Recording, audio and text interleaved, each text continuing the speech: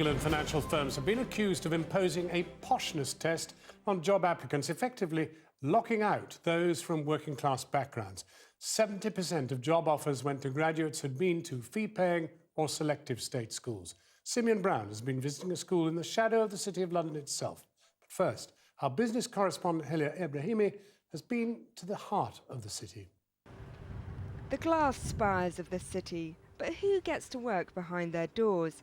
Today, the government's social mobility czar said the system is rigged in favour of people with a privileged background, those who pass the posh test. A senior city figure I spoke to said in reality, those people with a posh background are just that bit better at persuading you to give them a job in the first place. With so much talent out there, big companies have to make sure they work that much harder to ensure they're not just hiring people in their own image. The report says at top law firms, 40% of graduate trainees were educated at fee-paying schools, while at leading accountants, 70% of graduate jobs go to students from either fee-paying schools or selective state schools.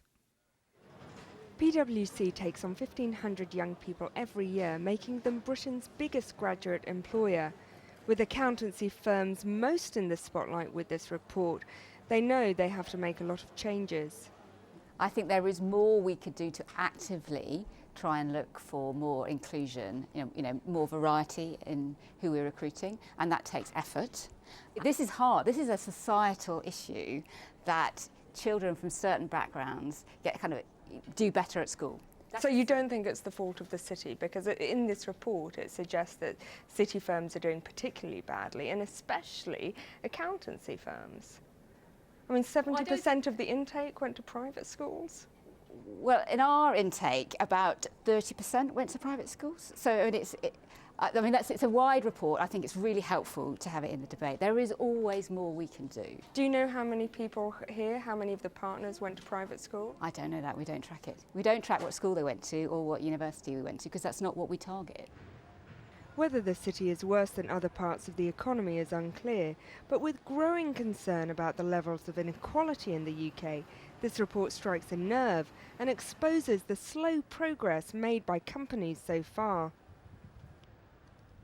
If any building represents the city's wealth, it's the Shard. Under its shadow is the Globe Academy, one road yet one world away on this South London estate, where these students have high aspirations. I would like to go to Anglia Ruskin University, and then from there I will study gynecology. I want to get involved with the stock market, trading. I'd like to have a degree in medicine so that I'll be able to be a surgeon. At the end of the day, this game is about chances. Today's report on social mobility says the odds of success are stacked against them. But at this school, they are overcoming the cards they've been dealt. We go to the universities, top Russell Group universities and top business places, and see how they do things there. And of course the environment is very different. There's a lot of middle class and above people that go to such universities, but we're taught how to adapt to how they behave. What's interesting, if you look at independent schools' succession into top universities, or any university, it's around about 98%. Now, locally for us, we're way under 10% of students accessing those careers in those universities. So we just got to make sure that we give them the same chances, the same opportunities that any child has at a great independent school in the country. Suited and booted, the sixth formers here are applying to university and relish the chance to fight the stereotypes that conspire against them.